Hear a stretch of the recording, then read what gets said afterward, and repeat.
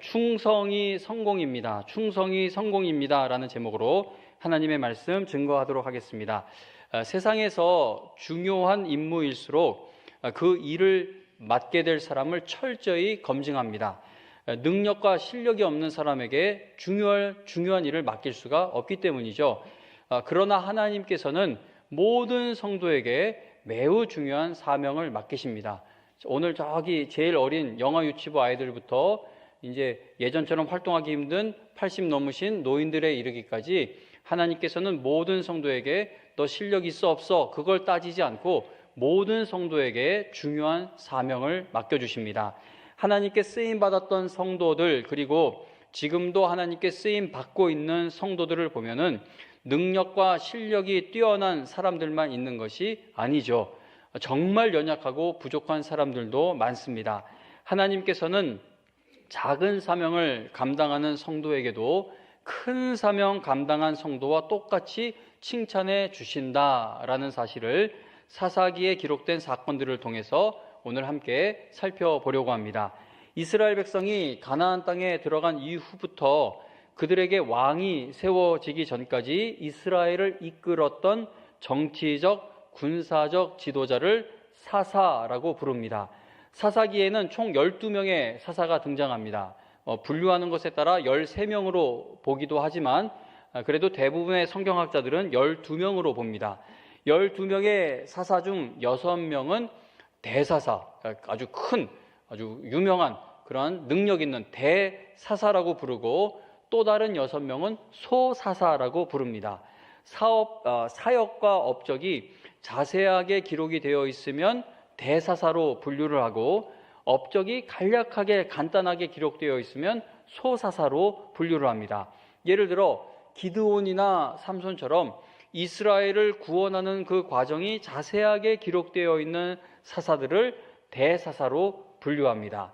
그리고 사역이 짧게 기록된 사사들은 소사사로 분류합니다. 오늘 이 시간에는 6명의 소사사 중 4명의 삶을 살펴보며 우리가 어떤 모습으로 하나님께 쓰임받아야 하는지를 함께 생각해 보고자 합니다. 먼저 사사기 12장 8절부터 10절을 한번 보겠습니다. 지금 사사기 3장을 펴고 계시는데 몇 장 넘기셔서 12장으로 가보겠습니다. 12장 8절에서 10절 말씀, 사사기 12장 8절에서 10절 말씀 읽어드리겠습니다. 그 뒤를 이어 베들레헴의 입산이 이스라엘의 사사가 되었더라.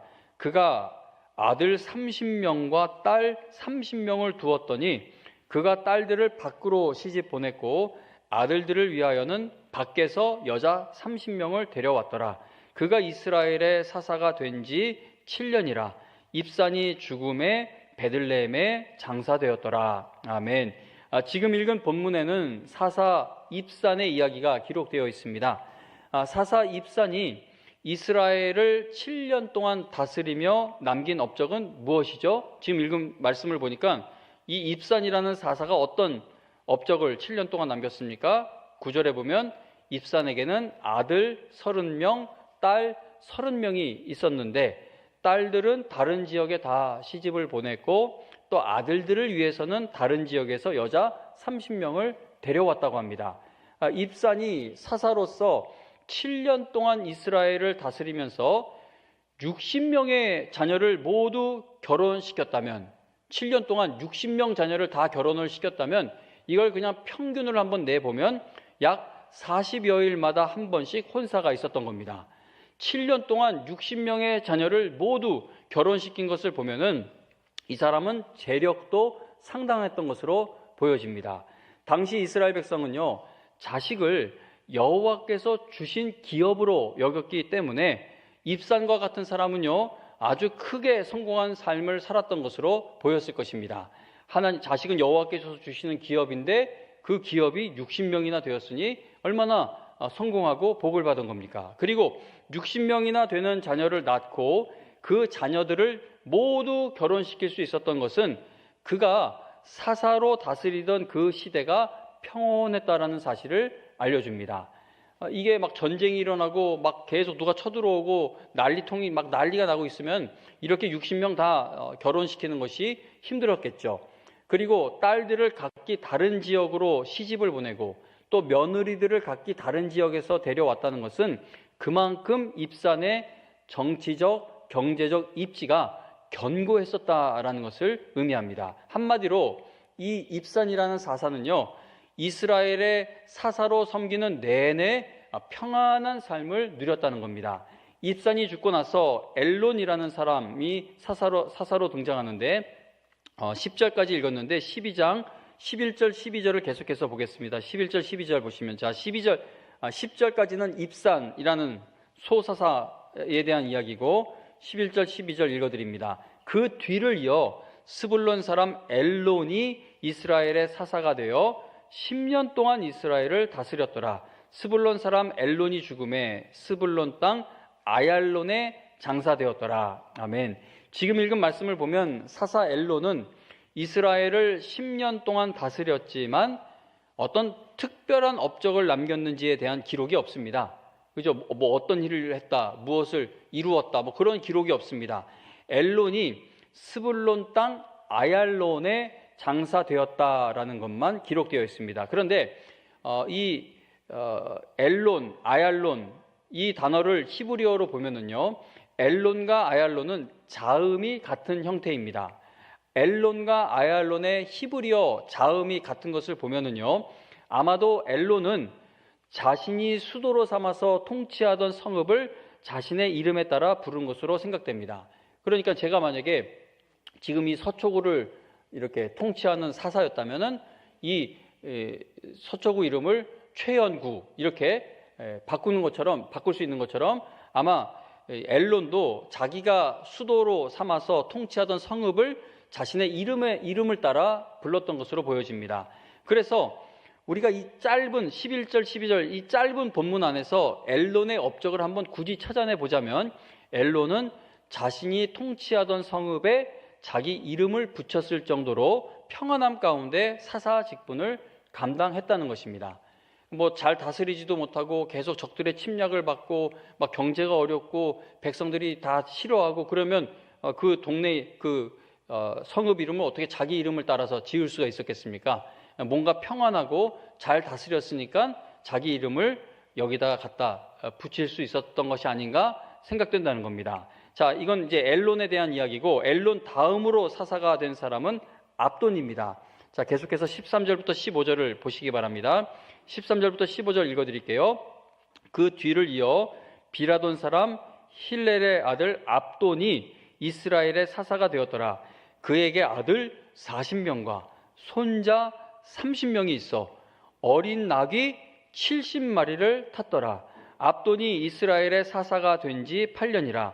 비라돈 사람 힐렐의 아들 압돈이 죽음에 에브라임 땅 아말렉 사람의 산지 비라돈에 장사되었더라. 아멘.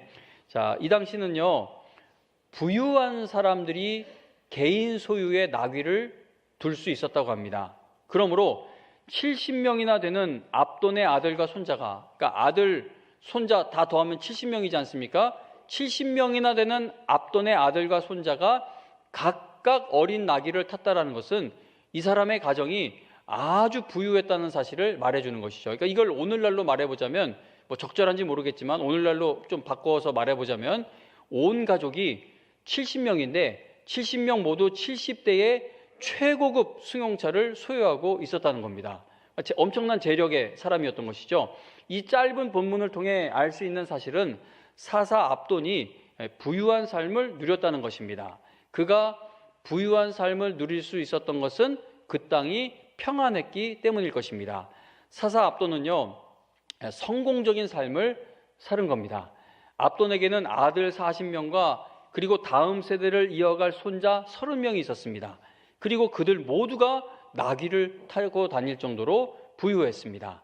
자, 그래서요, 우리가 지금 소사사 3명을 살펴보았는데 우리가 살펴본 3명의 사사들이 하나님의 영광을 위해서 어떤 업적을 남겼는지는 알 수 없지만 이 사람들이 그래서 도대체 이 복받은 걸 가지고 하나님께 어떻게 쓰임받았다는 건지 그 기록은 없어요. 그래서 이렇게 큰 복을 받아 하나님의 영광을 위해 어떤 업적을 남겼는지는 알 수는 없지만 한 가지 확실한 것은 이 사람들 모두가 아주 풍족한 삶을 누렸다는 것입니다. 다시 말하면 그들은 모두 성공한 인생을 살았다는 것처럼 보인다는 것이죠.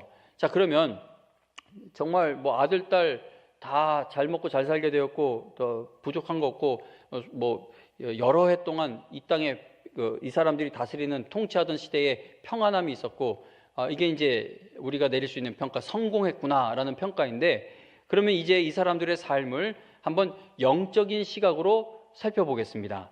제가 오늘 설교를 준비하면서 참고한 주석 중에 이 본문을 이렇게 해석한 학자가 있습니다. 읽어드릴게요.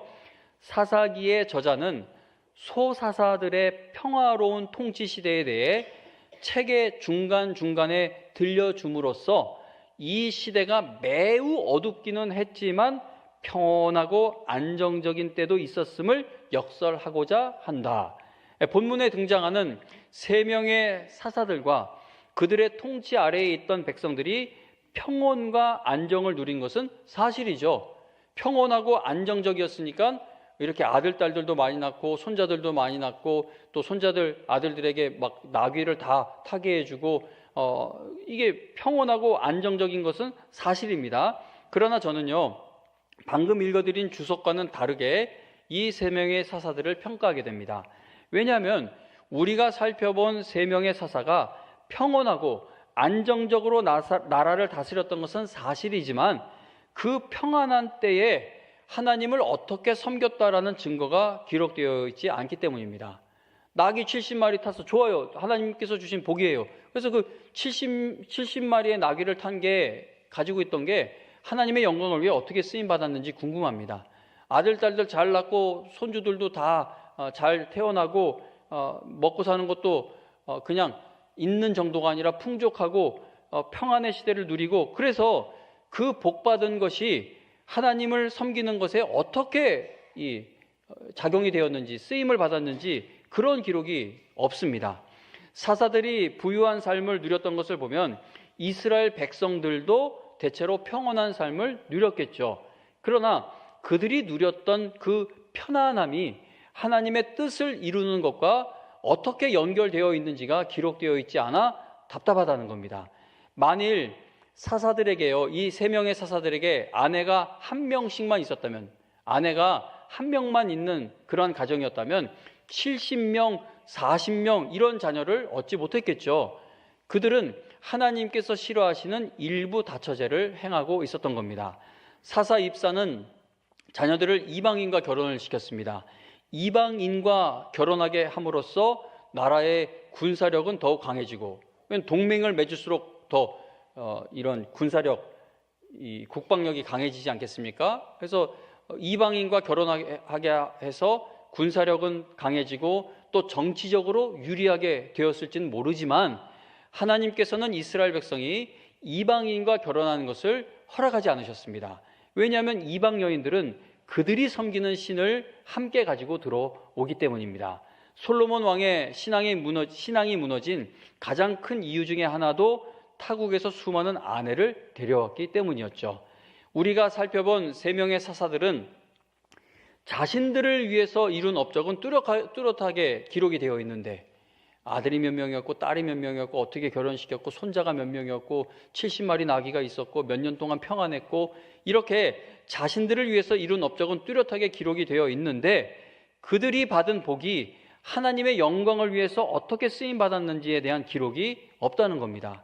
하나님께서 그들을 사사로 세우신 것은 그들에게 사명을 맡기신 것인데 그들이 어떻게 하나님께 쓰임받았는지에 대한 기록은 자세하게 명시되어 있지 않다는 것이죠. 하나님의 은혜로 7년, 10년, 그리고 8년을 사사의 직분을 감당하며 정말 많은 것을 누렸지만, 많은 복을 받았지만 하나님께 드린 것이 무엇이냐는 겁니다. 하나님께 쓰임받으라고 사사라는 귀한 사명을 받았어요. 그러나 그들은 그 귀한 사명을 자기들의 평안한 삶을 누리는 일에 사용한 것은 아닌가, 그렇게 생각되어집니다. 네, 성도님 여러분, 잠깐 여기서 멈춰서 말씀을 드리자면, 제가 너무 부정적인 것은 아닌가 늘 생각해요. 그러니까 그 성경에서 딱 이 정도 정보만 주는 거는 이제 여기서부터는 설교자가 하나님 앞에 기도하면서 이 하나님이 이 말씀을 주신 의도, 의미가 무엇인가, 당시 상황은 어땠는지 이걸 연구하면서 이제 이걸 풀어 나가야 되는데, 이거는 더 긍정적이게 해석을 할 수도 있죠. 암흑의 시대, 최악의 시대인데도 하나님이 복을 주시니 이렇게 70명의 자녀가 있고 아들도 딸들도 태어나고 그 최악의 시대에서도 하나님이 복을 주시니 이렇게 잘 살지 않냐? 그러니까 우리도 아무리 나라가 최악으로 나쁜 일들이 일어나도 하나님 잘 믿어서 이런 복을 누리자. 이렇게 설교하면 설교하는 저도 편하고 듣는 여러분들도 마음이 가볍고 돌아가는 발걸음도 가볍고 점심도 더 이렇게 얹히는 거 없이 드실 수 있을 것 같고. 그런데 제 마음에 말씀이 와닿는 건 그런 방향이 아니다 보니까 제 마음에 감동이 되는 걸 전해야 하는데, 이렇게 설교하면 부응될까요? 어쨌든 그래서 조심스럽게 한번 말씀을 드려봅니다. 꼭 제 해석이 맞다고 생각하지는 않지만 저는 본문을 그렇게 이제 이해가 되기 때문에 말씀을 계속 드려보겠습니다. 우리가 이렇게 생각할 수도 있습니다. 그들이 소사사라서 그런 거 아니에요. 기드온이나 삼손처럼 하나님께서 뭔가 극적인 방법으로 그들에게 나타나 주셨거나 또는 그들에게 놀라운 힘을 주셨다면, 삼손에게 주셨던 그런 힘을 주셨다면 그들도, 이 소사사들도 하나님의 영광을 위해 힘을 낼 수 있지 않았겠습니까? 라고 생각할 수 있다는 겁니다. 대사사였으면 그런 일을 할 수 있었겠지만 소사사니까 그저 자기 평안 정도 누리면서 산 게 그게 뭐가 잘못됐냐라고 말할 수 있다는 거예요.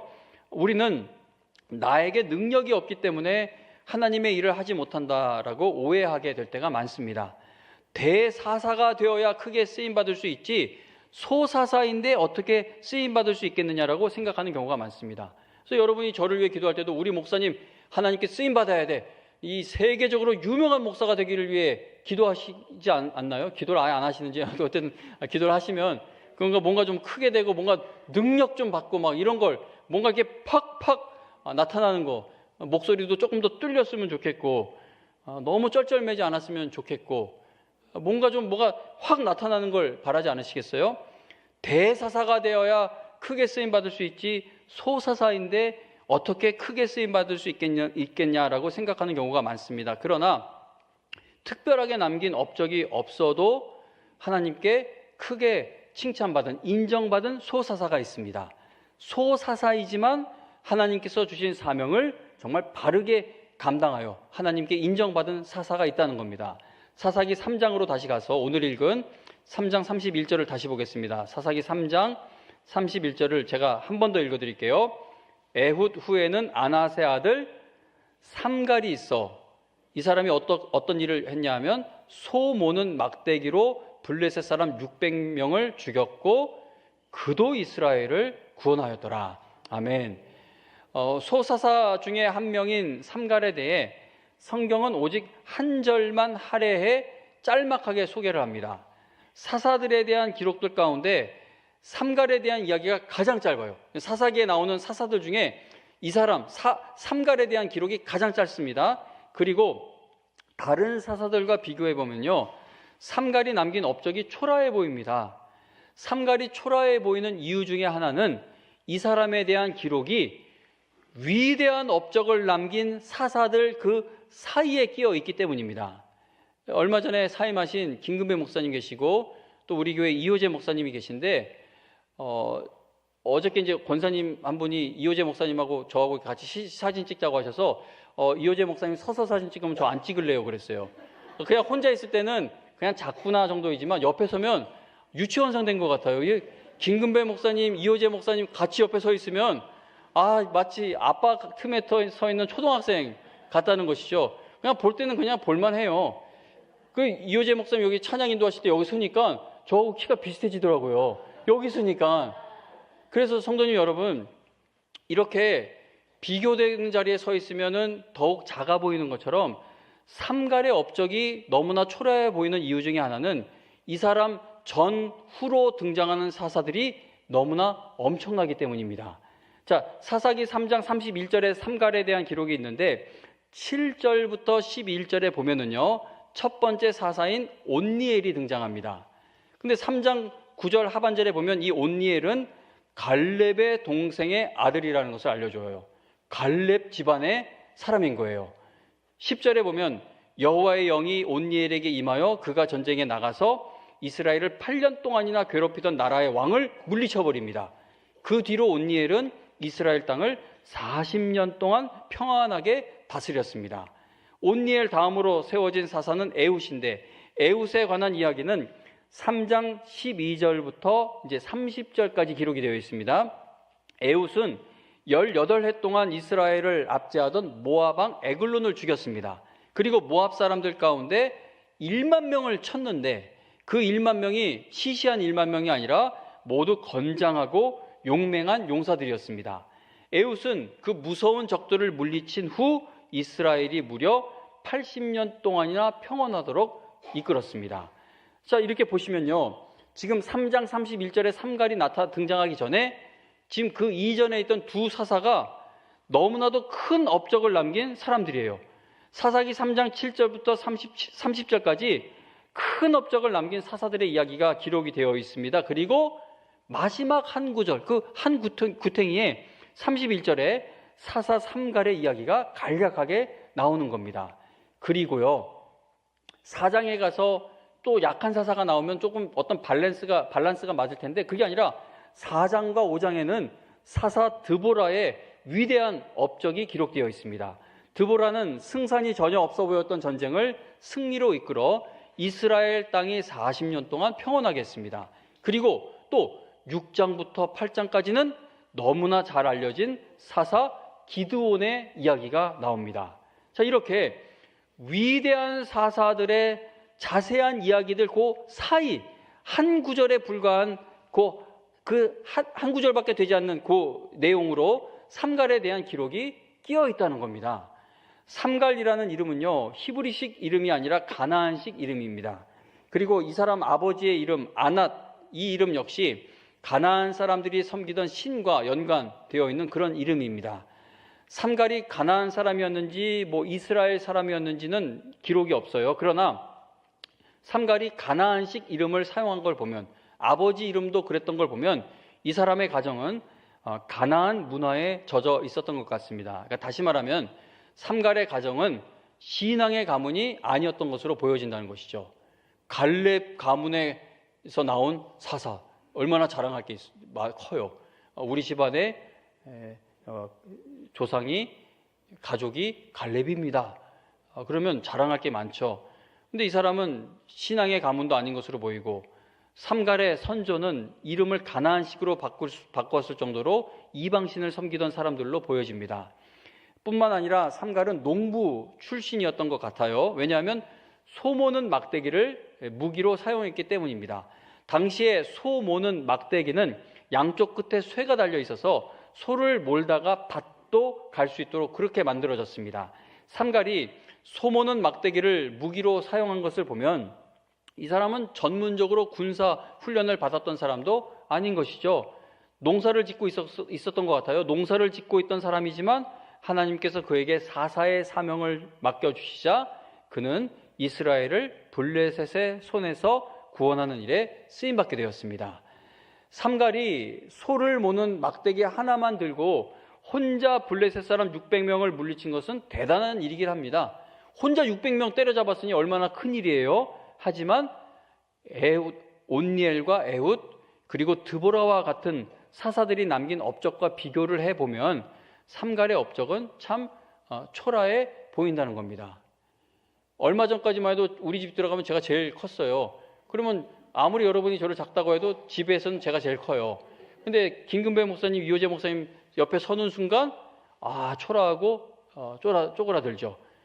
삼갈의 업적이 600명 이 사람 하나만 있으면 600명 때려잡았구나 박수 칠만한데 앞 뒤로 다른 사사들이 이룬 업적을 보면 정말 이 사람이 남긴 업적은 초라해 보인다는 겁니다.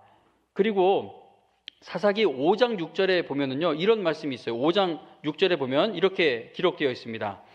아낫의 아들 삼갈의 날에 또는 야엘의 날에는 대로가 비었고 길의 행인들은 오솔길로 다녔도다라고 말씀합니다. 삼갈은 소를 모는 막대기 하나로 블레셋 사람 600명을 물리치긴 했지만 그 이후에 다른 사사들처럼 이스라엘 땅의 평화를 오래 유지하지는 못한 것으로 보여집니다. 지금 방금 읽은 5장 6절에 보면 삼갈이 사사일 때 사람들이 큰 길로 다니질 못했고 오솔길, 즉 뒷길로 다녀야 했을 만큼 두려움과 위협 속에 있었던 거예요.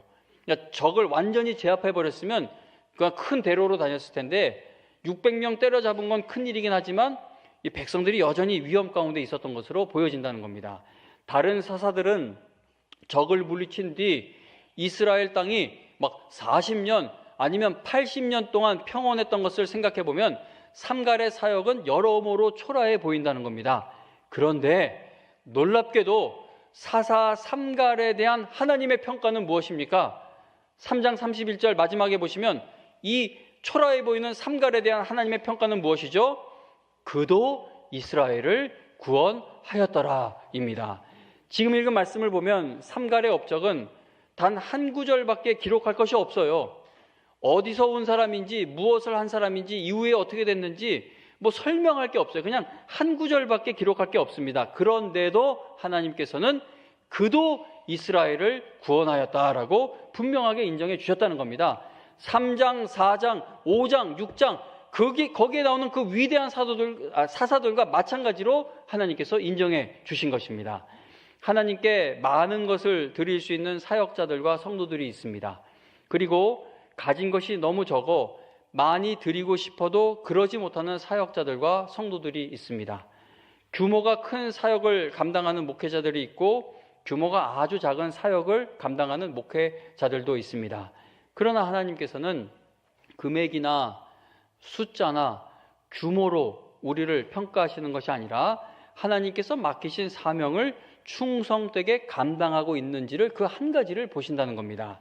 그래서 한 절밖에 기록할 것이 없는 사역을 감당했던 삼갈도 큰 사역을 감당했던 다른 사사들과 함께 그도 이스라엘을 구원하였더라라고 하나님께서 동일하게 인정을 해 주신 것이죠. 성도님 여러분, 모든 성도에게는 하나님께서 주신 귀한 중요한 소명과 사명이 있습니다. 하나님께서 주신 그 사명을 이루기 위해서 사는 성도는요 절대 망하지 않습니다.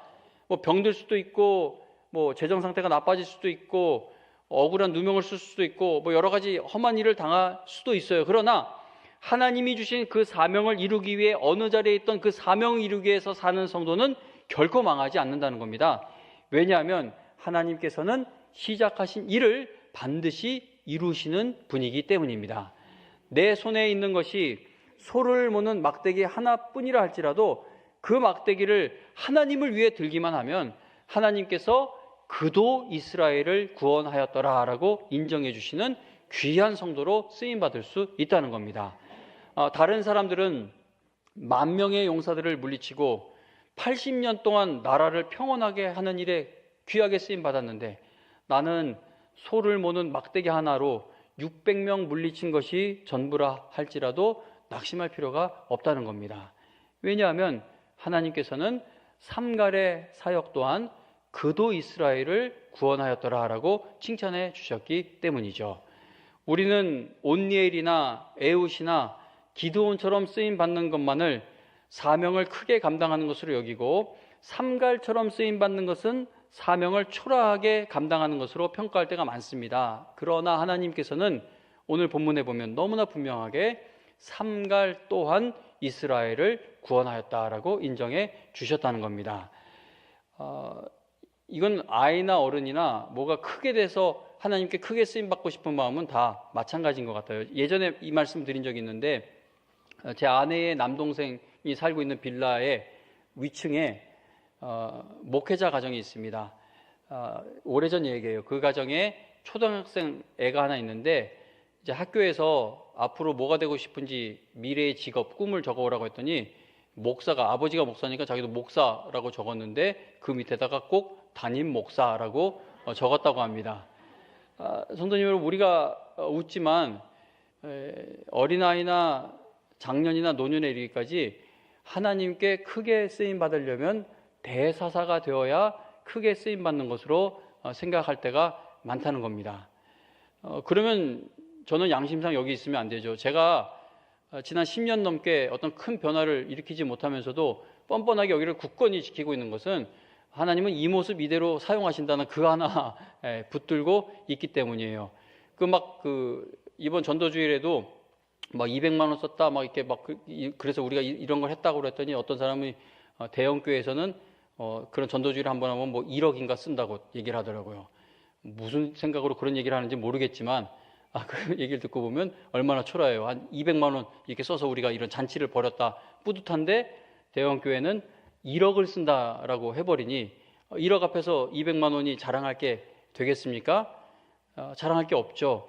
그런데 오늘 이 본문을 보시면 3장, 4장, 6장, 7장에 나오는 그런 사사들만 하나님이 인정해 주신 것이 아니라 삼갈도 쓰임받긴 했어. 그게 아니에요. 삼갈도 또한 이스라엘을 구원하였다라고 하나님이 인정해 주셨다는 겁니다. 코로나19가 한참 확산되고 있을 때 중국에서 공급되던 와이어링 하네스라는 자동차 부품이 제때 국내로 들어오지 못하면서 급기야 완성차 공장까지 멈춰서는 초유의 사태가 벌어졌던 적이 있습니다. 와이어링 하네스는 쉽게 말하면 전선 뭉치라고 합니다. 그러니까 아무리 고급 자동차라도 전선 뭉치 같은 작은 부품 하나까지 모든 부품이 각자 자기 자리에 있어야 완성되고 달려갈 수가 있게 되는 겁니다. 하나님께서 하나님의 뜻을 이루어 가실 때도 마찬가지입니다. 하나님께서 세우신 모든 교회와 모든 성도는 모두가 다 중요합니다. 10,000명의 교회는 최고 중요하고 10명 모이는 개척교회는 좀 많이 덜 중요하고 1억 헌금 드리는 성도는 최고 중요하고 10,000원 드리는 성도는 좀 많이 덜 중요하고 그게 없이 하나님께서 세우신 모든 교회와 성도는 모두가 다 중요하다는 겁니다. 작은 교회와 작은 성도는 없어도 그만인 존재가 아니라 하나님께 꼭 필요한 존재라는 것이죠. 나에게는 소를 모는 막대기 하나밖에 없어도 우리가 실망하지 말아야 한다는 겁니다. 평생 이루어 놓은 업적이 600명 물리친 것밖에 되지 않아도 우리가 낙심하지 말자는 겁니다. 하나님께서 부르신 자리에서 하나님께만 소망을 두고 하나님을 예배하는 교회와 성도는 그 자체로 이미 하나님께 귀하게 쓰임받고 있는 것입니다. 하나님께서는요, 그 엄청난 구원의 방주를 짓기 위해 위대한 능력자를 일꾼으로 부르지 않으셨습니다. 하나님께서 보내신 그 초라한 자리에서 매일 망치질하고 톱질을 할 노아를 부르셨습니다. 노아가 구원의 방주를 만들기 위해서 했던 일이라고는 100년 넘는 세월 동안 보냄받은 그 자리에서 매일같이 같은 일을 반복하는 것이었습니다.